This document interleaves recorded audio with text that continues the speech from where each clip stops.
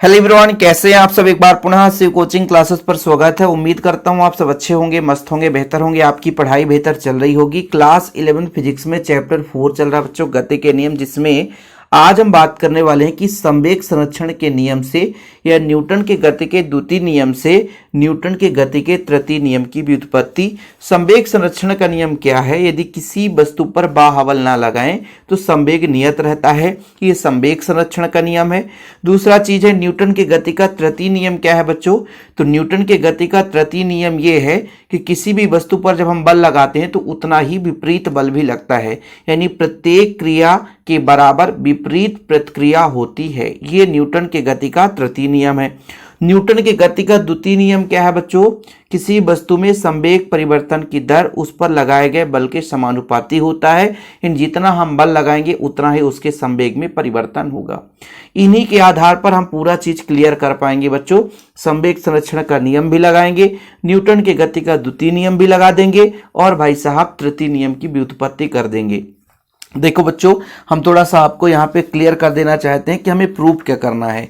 Proof हमें ये करना है कि हमारे पास मान लीजिए दो वस्तु हैं, एक दूसरे से मान लीजिए टक्कर कर रहे हैं, तो पहले के कारण जो दूसरे पर बल लग रहा है वो बराबर है जो दूसरे के कारण पहले पर बल लगेगा और विपरीत है। यही न्यूटन की गति का तृतीय नियम है। प्रत्येक क्रिया के बराबर विपरीत प्रतिक्रिया होता है। 2-1 का मतलब पहले के द्वारा दूसरे पर लगाया गया बल, 1-2 का मतलब दूसरे के कारण पहले पर लगाया गया बल। तो जो लास्ट में होता है ना बच्चों, ये बल लगाता है, पहला जो है वो दूसरे पर बल लगाता है तो ये 2n हो जाता है। जब दूसरा पहले पर बल लगाएगा तो 1-2 हो जाता है। तो ये हमें प्रूव करना है, ये हमें प्रूव करना, यही न्यूटन की गति का तृतीय नियम है कि प्रत्येक क्रिया के बराबर विपरीत प्रतिक्रिया होती है।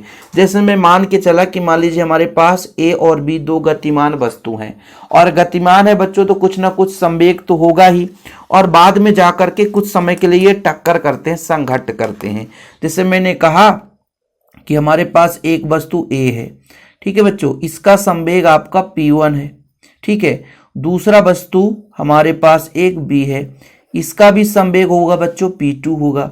कुछ समय के लिए टकराते हैं, संघट्ट करते हैं, कुछ समय के लिए संघट्ट कर गए। संघट्ट करने का मतलब हो गया आपस में टकरा गए, ये A और B टकरा गए। A और B जब टकराएंगे कितने समय के लिए? डेल टी समय के लिए। तो इसका जो संवेग हो जाएगा बच्चों डेल P1, कहीं ना कहीं संवेग में परिवर्तन हो गया, P2 कर देते हैं दूसरे के लिए, और इसका जो संवेग में परिवर्तन होगा थोड़ा बहुत तो डेल P2 हो जाएगा। क्योंकि भाई साहब संवेग क्या है? द्रव्यमान गुणे वेग, लेकिन जब टकराएगा तो कुछ ना कुछ वेग तो बदलेगा, तो संवेग बदल जाएगा। लेकिन संवेग संरक्षण का नियम ये है कि यदि हम बाह्य बल ना लगाएं, यदि A और B पर हम बाहर से बल ना लगाएं, भले वो टकरा जाए, भले वो टक्कर कर जाए, लेकिन बाहर से बल नहीं लगाएंगे तो कुल संवेग जो है नियत रहेगा, यानी संवेग में परिवर्तन नहीं होगी। नियत का मतलब है कोई परिवर्तन ना होना। तो हमने मानकर चला है कि माना A और B दो गतिमान वस्तुएं हैं, दोनों वस्तुएं डेल टी समय के लिए संघट्ट करती है। संघट्ट के पूर्व संवेग क्रमशः P1 और P2 है। संवेग अलग होगा बच्चों, द्रव्यमान गुणे वेग संवेग कहलाता है। तो संघट्ट के पूर्व संवेग है, वेक्टर लगा सकते हो। वेक्टर क्यों लगाओगे? क्योंकि सदिश राशि है। लेकिन संघट्ट के बाद संवेग में परिवर्तन डेल P1 और डेल P2 हो जाता है। मतलब कहने का मतलब थोड़ा बहुत संवेग में परिवर्तन हुआ भाई, पहले P1 और P2 था और अल्प मात्रा में ये अल्प समय के लिए टकराया तो अल्प मात्रा में संवेग में परिवर्तन हुआ। अब बच्चों आपका जो संवेग संरक्षण का नियम है कि यदि बाह्य बल ना लगाया जाए तो वस्तु का कुल संवेग नियत रहता है, वस्तु का कुल संवेग नियत रहता है। इसका मतलब ये हुआ बच्चों कि आपका जो संवेग है यानी डेल P1 और कुल संवेग कितना हो जाएगा? दोनों के योग के बराबर होगा डेल P2, इसका जो मान है परिवर्तन नहीं होगा, यानी 0 के बराबर होगा। नियत है ना, कोई परिवर्तन नहीं हो रहा है, नियत है बच्चों। क्या है? नियत है, फिक्स है। अब मैं पक्षांतर करूंगा तो del P1 equal minus del P2। अब आपको पता है न्यूटन के गति के द्वितीय नियम से लगाएंगे तो न्यूटन की गति का द्वितीय नियम है संवेग परिवर्तन की दर उस पर लगाए गए बल के समानुपाती होता है। तो दोनों पक्षों में हम डेल टी का भाग दे देंगे बच्चों। दोनों पक्षों में डेल टी का भाग दे देंगे तो संवेग परिवर्तन की दर हो जाएगा। तो दोनों पक्षों में डेल टी का भाग देने पर बिल्कुल धीरे धीरे हम करते हैं ताकि किसी प्रकार से कोई डाउट आपके मन में ना रह जाए बच्चों। जब हम भाग देंगे तो कितना आ जाएगा, देखिएगा ये डेल P1 है बच्चों, तो डेल P1 अपान डेल टी हो जाएगा। बराबर में यहाँ पर आपका माइनस है तो minus del P2 upon del T हो जाएगा। और इसको एक समीकरण दे सकते हैं। अब समीकरण तो हमने दे दिया, अब ये संवेग में परिवर्तन हो गया, लेकिन न्यूटन की गति का द्वितीय नियम क्या कहता है? संवेग में परिवर्तन की दर, यानी पहले में जो संवेग में परिवर्तन होगा तो टक्कर के कारण दूसरे द्वारा बल लगाया जाएगा। थोड़ा आपको माइंड में याद रखना है कि जब पहले वस्तु के संवेग में परिवर्तन होगी तो दूसरे वस्तु के लगाए गए बल के द्वारा, भाई पहला वस्तु दूसरे पर बल लगाएगा, दूसरा वस्तु पहले पर बल लगाएगा।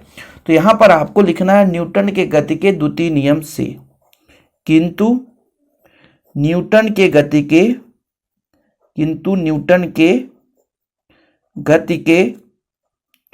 द्वितीय नियम से, न्यूटन के गति के द्वितीय नियम क्या कहता है बच्चों? संवेग परिवर्तन की दर, यानी हम मान के चलते हैं कि पहले वस्तु में संवेग में परिवर्तन हो रहा है, वो दूसरे के कारण जो पहले में बल लगाया गया है उसके बराबर होगा। यानी दूसरे के कारण जो पहले में बल लगाया गया उसके बराबर होगा। क्यों? क्योंकि भाई वस्तु बी द्वारा ए पर लगाया गया बल है। यहां पर मैं लिख सकता हूं वस्तु बी द्वारा वस्तु ए पर लगाया गया ये बल है बच्चों। ठीक है, ये ब्रैकेट में लिख देना है। हम न्यूटन की गति का नियम तो लगा रहे हैं, लेकिन यहां पर ध्यान रखना है कि पहले में यदि परिवर्तन हो रहा मतलब दूसरे के कारण बल लगा होगा, तथा आपका del P2 upon del T जो होगा, अब ये पहले के कारण दूसरे पर बल लगा है तो दूसरे के संवेग में परिवर्तन हुआ। जहां पे ये आपका F21 क्या है? वस्तु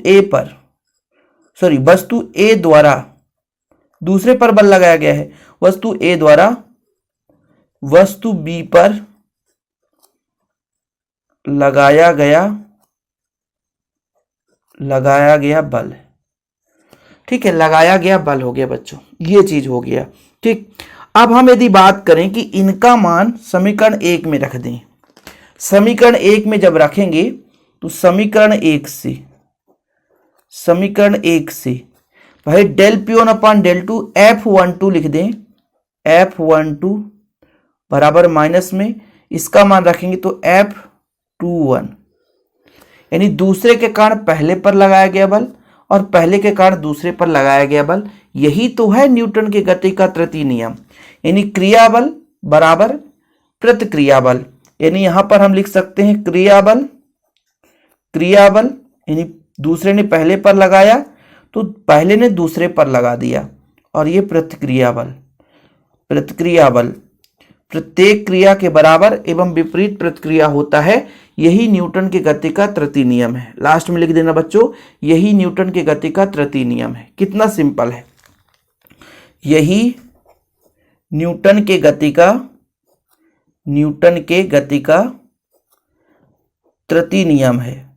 और बच्चों जिनको नोट्स लेना है तो आप लोग कांटेक्ट कर सकते हो 9685299149 9685299149 पर व्हाट्सएप नंबर है मेरा।